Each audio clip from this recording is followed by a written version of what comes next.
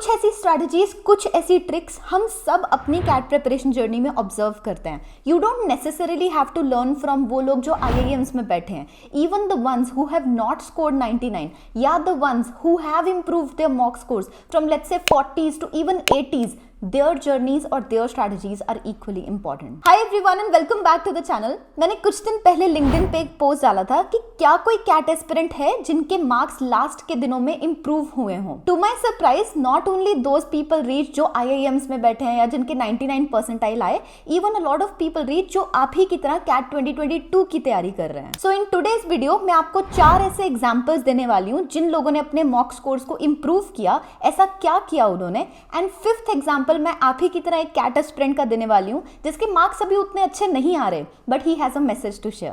पहला एग्जांपल है एक ऐसे कैट 2022 एस्पिरेंट का जिन्होंने बताया कि उनके VARC सेक्शन में मार्क्स अच्छे नहीं आ रहे थे. When he analysed the मॉक्स he saw कि एक्यूरेसी की प्रॉब्लम जो है वो VA सेक्शन में है, RC सेक्शन में नहीं है. RCs में ही वाज गेटिंग 80% एक्यूरेसी, लेकिन VA सेक्शन में एक्यूरेसी वाज वेरी डाउन.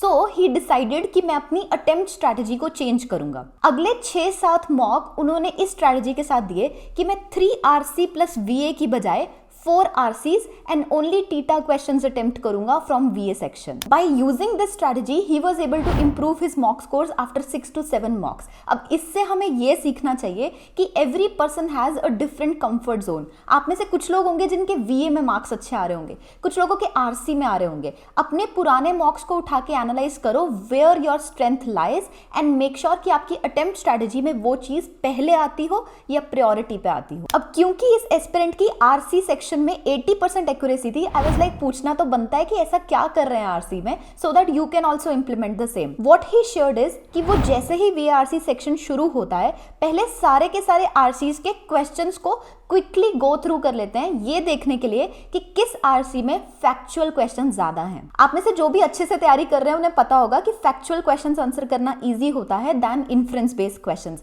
तो अगर आप स्टार्टिंग में ही चेक कर लो कि कौन से RC में फैक्चुअल क्वेश्चन ज्यादा हैं, you can make an attempt order of the RCs जो आपके फेवर में काम करेगा. आई होप ये दोनों स्ट्रैटेजीज आपको क्लियर होंगी. अब हम सेकंड पर्सन की बात करने जा रहे हैं जिन्होंने कैट 2020 में 97.89 परसेंटाइल स्कोर की थी. His name is Aditya Goyal और वो इस वीडियो के जो पार्टनर्स हैं स्टडी बज़ उनके स्टूडेंट रह चुके हैं. आदित्य ने एक वीडियो में शेयर किया कि उनके 18 और 19 दोनों अटेम्प्ट्स में ऑलमोस्ट 60 to 80 परसेंटाइल के बीच में मार्क्स थे. एंड कैट 2020 का जो अटेम्प्ट था उसमें भी सितंबर के अराउंड उनके सिर्फ 30 to 50 परसेंटाइल ही आ रही थी. But he finally scored 97.89, which should be an inspiration for all of you, and hear very carefully what he did. I'll tell you what helped me the most was the advanced workshop that StudyBuzz does. Usme sir used to do this basic, medium, advanced question by question. That was a 30, 60 and 90 second rule, giving 30 seconds to the easy and like that. So that helped me a lot. So I understood what to do and what not to do and how much time to devote to a particular question. So वो चीज़ बहुत helpful है. Considering CAT में हमारा major pressure is on the time factor, and वो चीज़ when you appear for so many questions during that workshop time, वो that helped me a lot. Her question को 30, 60, 90 seconds के rule के हिसाब से नोटिस करो कि कितने सेकंड्स में आप उसको सॉल्व कर सकते हो. अगर आप इस स्ट्रैटेजी को और बेटर सीखना चाहते हो तो जैसे उन्होंने कहा, उन्होंने भी एडवांस वर्कशॉप अटेंड की थी स्टडी बज़ की. अगर आप चाहो तो आप भी अटेंड कर सकते हो. लास्ट ईयर काफी अच्छा रिस्पॉन्स था इन वर्कशॉप का. ये वर्कशॉप 14th अक्टूबर से 14th नवंबर तक रन होगी. आपको स्क्रीन पे एक प्रॉपर शेड्यूल भी दिखाई दे रहा होगा कि कौन से दिन कौन सी क्लास होने वाली है. They are going to cover the entire CAT syllabus. इस वर्कशॉप का प्राइस है 4500 rupees for 30 workshop. So basically जिनको भी ये अटेंड करनी है वो एक नंबर स्क्रीन पे दिख रहा है, उनको रीच आउट कर सकते हैं. I am not saying her person जो ये वर्कशॉप अटेंड करेगा उसका कैट क्लियर हो जाएगा. मेहनत आपको ही करनी है, but there are people like Aditya जिन्होंने इसका यूज करके अपने लास्ट कुछ दिनों में इंप्रूवमेंट शो की है. तीसरा एग्जाम्पल है आकाश का जो कि नीटी के स्टूडेंट है. And he is such a kind person. He had 99.5 2.5 percentile in the CAT exam, and he helped so much by sharing voice notes of his strategy. आकाश की जो सबसे बड़ी प्रॉब्लम चल रही थी इस ड्यूरेशन में, that was कि वो बहुत ज़्यादा silly mistakes कर रहे थे. So when I asked him how did he improve, the first point he shared was this. One of the few things that I noticed during my preparation was that I was making a lot of silly mistakes. So for that, I started tracking how many silly mistakes I'm making. Objective that I have to minimize this number. So that was one thing that I did. So बहुत ही simple strategy है कि हर mock के बाद एक number लिखो कि इस mock में आपने कितनी सिली मिस्टेक्स की, एंड हर मॉक के एनालिसिस के समय वो नंबर कम होता चला जाना चाहिए. आगे सुनते हैं. And I also noticed that like during the RCs or even the LRDA sets, you have to read 2 or 3 paragraphs. So if you lose your concentration in between that, that leads to like less accuracy in the questions. I was using the social media a lot. So, and I noticed especially that I was unlocking my phone for like 500 or 600 times a day. My attention span was reduced to like 2 or 3 minutes. So whenever I'm solving a question, like I was not able to keep my concentration for long, and that was leading me to make some silly mistakes. Like I left the social media platforms for the last 2 months. ये और भी important strategy है, which is कि आप last के 2-3 महीनों में definitely social media छोड़ दो.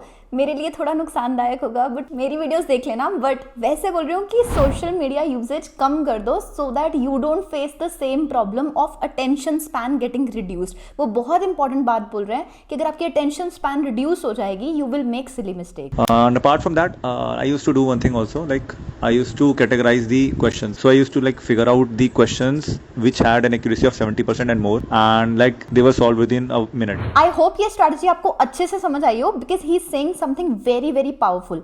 ही इज सेइंग कि मॉक खत्म होने के बाद एक एनालिसिस आता है जहां बताया जाता है कि कौन सा क्वेश्चन कितने % लोगों ने सही किया एंड कितने मिनट्स में किया.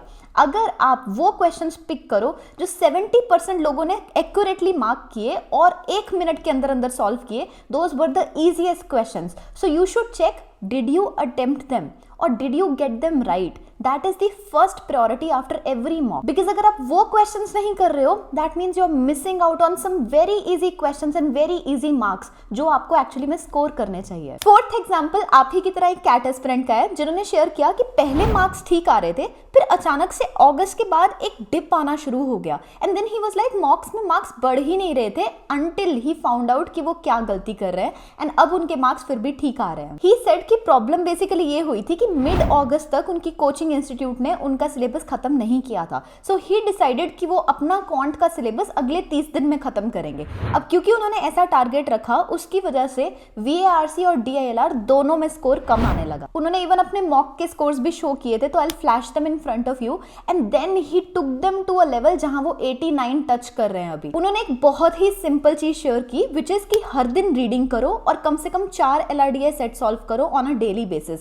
एंड द लॉजिक इज कि अगर आप उनको नहीं करोगे, if you are not consistent with both these sections, you will lose touch, जिसका रिजल्ट आपको सीधा मॉक स्कोर्स में दिखाई देगा of these 2 sections. So hope you are doing both these activities on a daily basis along with studying for the quant section. अब हम final point की बात करते हैं जो एक ऐसे कैट एस्पिरेंट ने कही जो अभी कैट दे रहे हैं. उन्होंने इनफैक्ट अपनी एक एक्सेल शीट शो की जहां वो शो कर रहे थे कि उनके कितने मार्क्स आ रहे हैं. अगर आप देखो काफी मॉक्स में उनके मार्क्स रिलेटेबल हैं. आप में से बहुत सारे लोगों की शीट भी कुछ ऐसी ही दिखाई दे रही होगी, but he said something that I want to convey to all of you on his behalf. He said कि जो मॉक्स वो बिना इस टेंशन के लेते हैं कि क्या होगा फाइनल डे पे, he performs much better. He said it's not that make और break. So I would even recommend you to think about it कि अगर कैट नहीं हुआ तो क्या होगा. अगर आप वो सोच लोगे ना, you will not go and take the mock with the stress कि ये तो मेक और ब्रेक है. If you perform without that stress in your mind, I assure you, you will do better.